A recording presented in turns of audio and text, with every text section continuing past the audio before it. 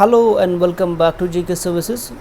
इस video series में हम अब प्रैक्टिस एमसीक्यू सेट डिस्कस करेंगे सब इंस्पेक्टर पुलिस के लिए, जो कि अब नेक्स्ट इम्पॉर्टेंट एग्ज़ाम होने वाला है जेके एसएसबी का।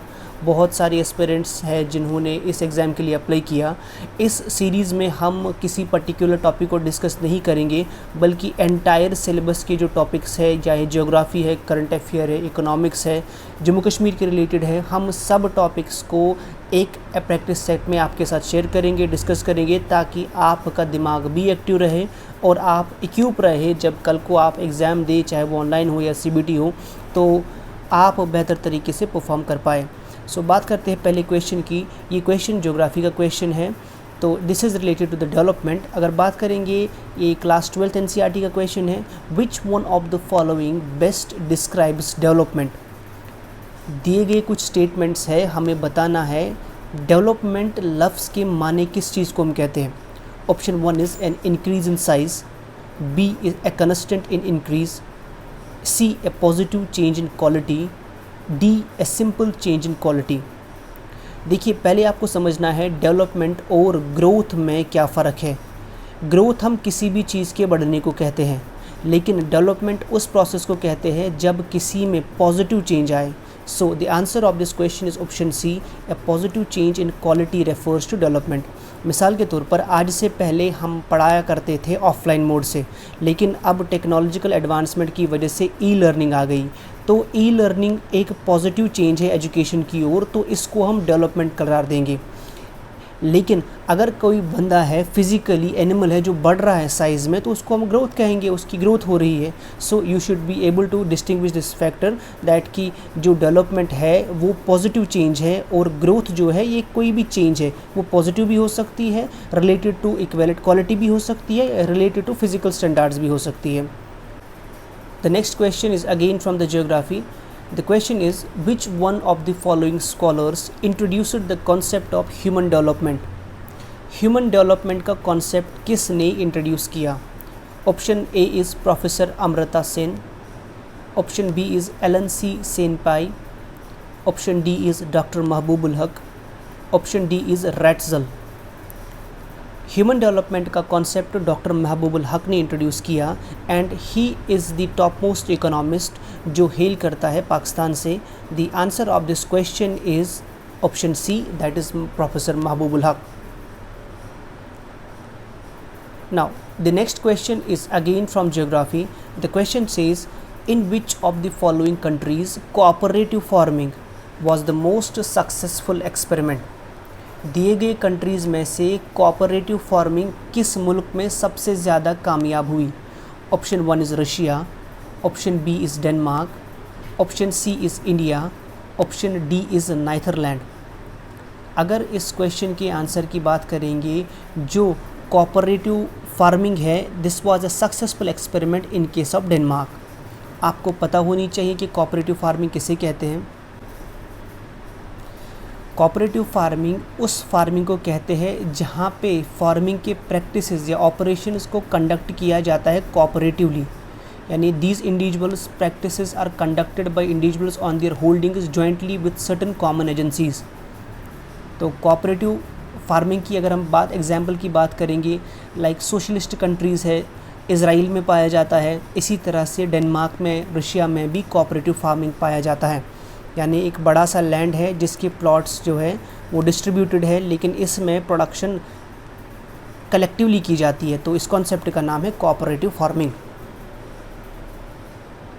Now the next question is again from geography. The question number N4 says, which one type of agriculture amongst the following is also called slash and burn agriculture.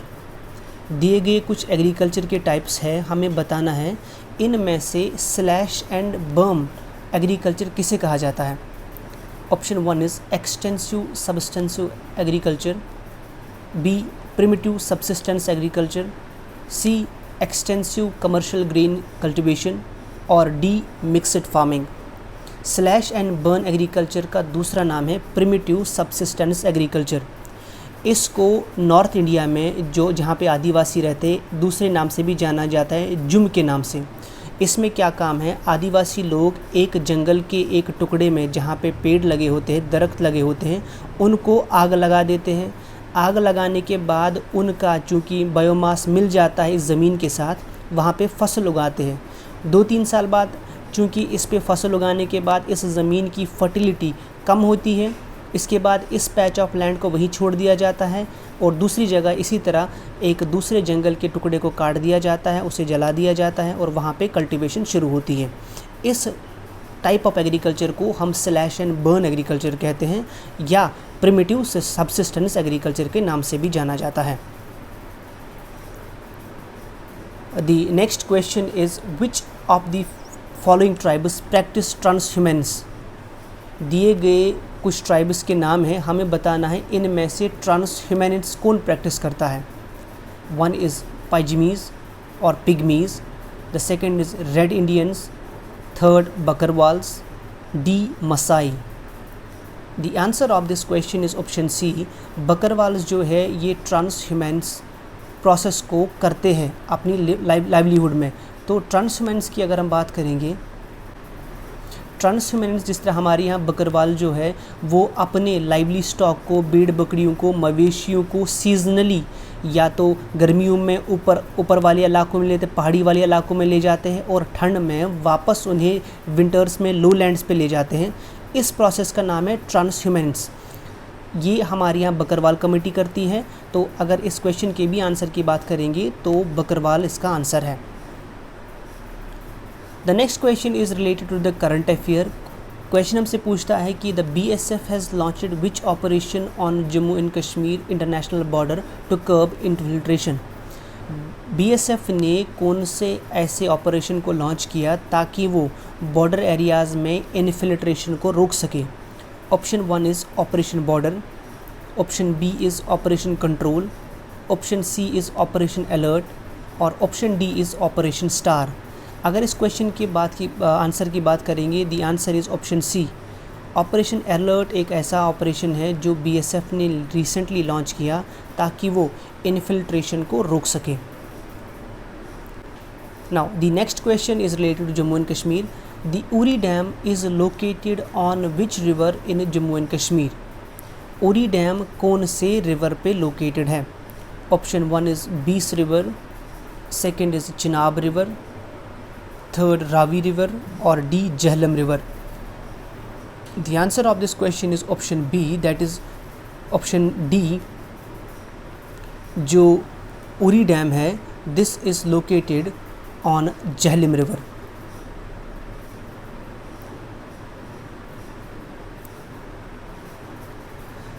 The question number 8 is related for the polity of Jammu and Kashmir. Question is talks about which among the following appointments are made by President of India as per provisions of Constitution of Jammu and Kashmir. ये question है related to the constitution of Jammu and Kashmir जो अभी exist नहीं होता, इस बात का ध्यान रखिएगा, लेकिन क्वेश्चन कहीं से भी आ सकता है कंपैरेटिव एनालिसिस का। तो क्वेश्चन हमसे पूछता है कि दिए गए पोस्ट्स में से कौन से ऐसे पोस्ट्स है जिनको प्रेसिडेंट अपॉइंट करता है, प्रेसिडेंट ऑफ इंडिया अपॉइंट करता है। Option 1 is governor of Jammu and Kashmir, option 2 is जज of the high court of Jammu and Kashmir, option C is chief justice of high court of Jammu and Kashmir. The correct answer is option D. ये तीनों post चूँकि constitutional posts है, ये इनको appointment करता है president of India. अगर अभी की बात करेंगे तो एग्जैक्टली ऑर्डर सेम है, चाहे जज of Jammu and Kashmir high court का हो या चीफ जस्टिस हो, उनको भी अपॉइंट प्रेसिडेंट ही करता है। और इसी तरह जो लेफ्टिनेंट गवर्नर आज है इनको भी अपॉइंटमेंट सेंट्रल गवर्नमेंट ही करती है। Now the question number 9 is about Jammu and Kashmir. Draj Bridge has been recently opened for its operation in which district of Jammu and Kashmir? एक ब्रिज को खोला गया जिसका नाम द्राज ब्रिज है, ये किस डिस्ट्रिक्ट में ऑपरेशनल किया गया जम्मू कश्मीर में। Option 1 is Bandipora, option B is Kotranka, option C is Rajouri, option D is Kathua. अगर बात करेंगे इस क्वेश्चन की तो आंसर इज़ ऑप्शन C, और रजौरी में है द्राज ब्रिज जिसको रिसेंटली गवर्नमेंट ने ओपन किया। Now The question number and 10 talks about which district is the largest producer of vegetables in Jammu and Kashmir. दिए गए ऑप्शंस में से डिस्ट्रिक्ट्स में से कौन सा सबसे ज़्यादा प्रोड्यूस करता है वेजिटेबल जम्मू कश्मीर में? Option 1 is Pulwama, second Bandipora, third Budgam और फोर्थ जम्मू। कश्मीर में सबसे ज़्यादा वेजिटेबल प्रोडक्शन बडगाम से होती है। So the answer of this question is option C. Again question talks about which one of the following is not a rabi crop. इनमें से कौन सा रबी क्रॉप नहीं है? आपको पता होनी चाहिए क्रॉप होती है खरीफ क्रॉप, रबी क्रॉप। इनमें से क्वेश्चन हमसे पूछता है कि इनमें से रबी क्रॉप कौन नहीं है। Option 1 is wheat, second is rice, third mustard, 4 linseed. Wheat, mustard और लिनसीड ये तीनों के तीनों रबी क्रॉप है, लेकिन जो राइस है ये खरीफ क्रॉप है। So the answer of this question is option second, that is rice. Now the question says the establishment of first silk factory was in 1887 by. Kashmir में जो पहली सिल्क फैक्ट्री थी उसको एस्टैब्लिश किसने किया था? Option 1 is Maharaja Pratap Singh, second Maharaja Ranbir Singh, third Maharaja Gulab Singh और fourth none of the above. Maharaja Pratap Singh ने कश्मीर की पहली सिल्क फैक्ट्री को एस्टैब्लिश किया था। The question number and 13, the canal which takes its water from Jhelum river and flows in Wular lake. उस कैनाल का नाम बताइए जो जहलिम से पानी लेके वलर लेक में डाल देता है। उस कैनाल का नाम हमें बताना है। ऑप्शन 1 इज़ दादिकुल, सेकंड शराब कैनाल, थर्ड जैनपुर कैनाल और फोर्थ नूर। नूर कैनाल ऐसी कैनाल है जो जहलिम से पानी को वलर में लेती है। So the answer of this question is 4।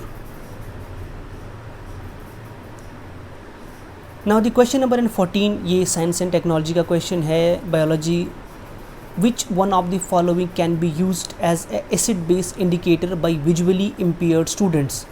जिन बच्चों को जिनको दिखाई नहीं देता वो किस तरह से डिस्टिंग्विश कर पाए एसिडोस बेस में? देखिए, नॉर्मली हम लिटमस पेपर का इस्तेमाल करते हैं और हम कलर चेंज पे बताते हैं कि कौन सी एसिडिक है कौन सी बेसिक है, ठीक है। लेकिन जो अंधा है बच्चा उसको कैसे समझ आ जाए क्या इंडिकेटर है? तो option 1 is litmus, second is turmeric, third is vanilla essence and fourth is petunia leaves. इस क्वेश्चन के आंसर की बात करेंगे तो इसका आंसर है वेनिला एसेंस। तो वेनिला एसेंस इस्तेमाल होता है बाय विजुअली इम्पेयर्ड स्टूडेंट्स ताकि वो इंडिकेट कर पाए कि क्या ये सोल्यूशन एसिडिक है या बेसिक है। अब ये कैसे काम करता है?